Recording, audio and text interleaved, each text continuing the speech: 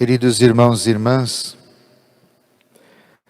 a humanidade, diante de Deus, diante do Pai, não é justa, não é justificada. Por quê?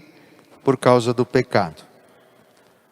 O único justo diante do Pai, por isso que nós vemos na primeira leitura e na segunda leitura, tanto São Pedro como São João dizem Jesus Cristo, o justo. Porque o único realmente justo diante do Pai é Jesus. Como é que nós, humanidade, nos tornamos justificados diante do Pai? Pelo batismo. Porque Cristo veio ao mundo, anunciou com plenitude a revelação do amor de Deus por nós. Assumindo a nossa humanidade, Ele morre, enfrenta a morte, ressuscita, abre a porta da salvação para nós. Como nós entramos por essa porta da salvação? O próprio Jesus vai se identificar como o caminho para a salvação. Nós, pelo batismo, morremos com Cristo e ressuscitamos para uma vida na graça, uma vida nova, uma vida sem o pecado original, que nos tornava injustificados diante de Deus. Então, o batismo nos une ao corpo de Cristo, que é a igreja, a comunidade, e unidos a Cristo, nós então estamos justificados junto do Pai. Porém, nós podemos perder essa justificação?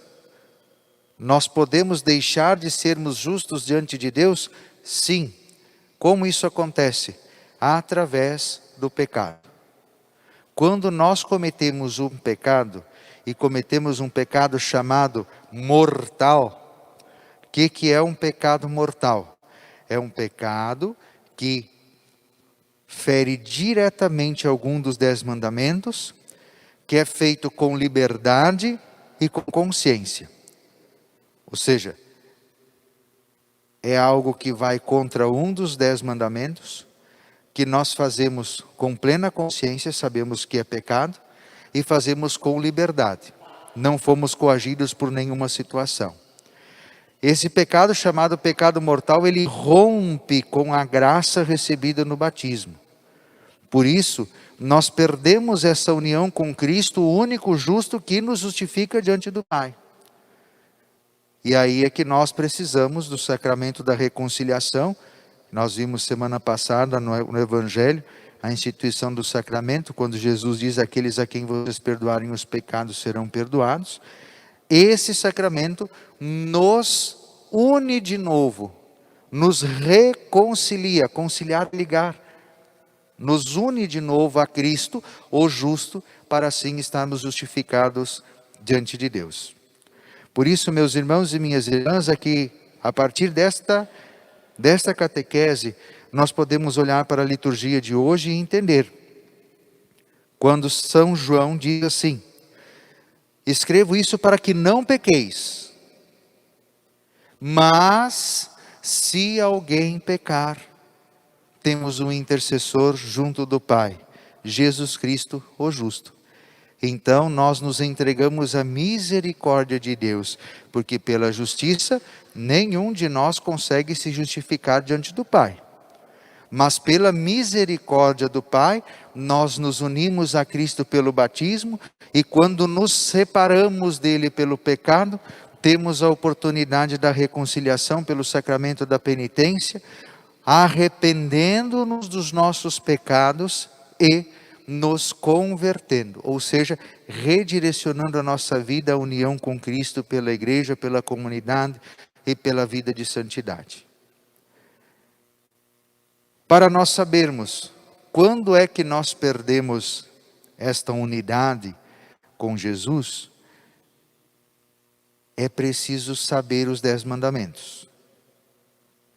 Por isso, um tema de casa que nós queremos deixar para todos nós nessa semana: nós revermos os 10 mandamentos. Se a gente souber eles de cor, melhor, ótimo. Mas é preciso a cada pouco nós termos eles diante de nós. Porque precisamos ser sinceros com a gente mesmo.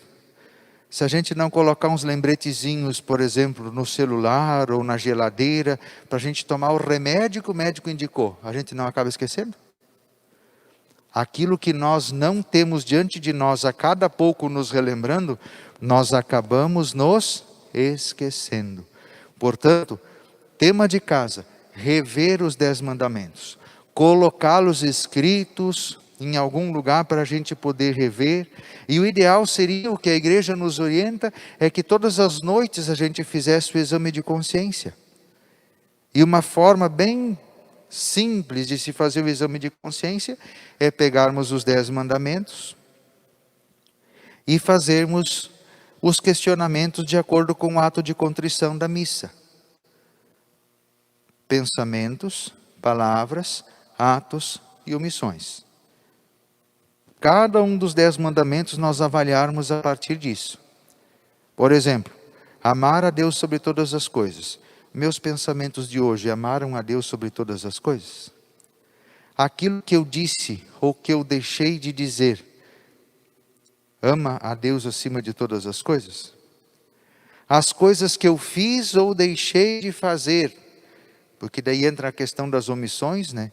Quando a gente pode fazer um bem, quando pode anunciar que Deus é acima de tudo na nossa vida e não fizemos, também constitui um pecado. Então, os meus pensamentos, as minhas palavras, as minhas atitudes e as minhas omissões, aquilo que eu deixei de fazer, mostra que eu amo Deus acima de todas as coisas?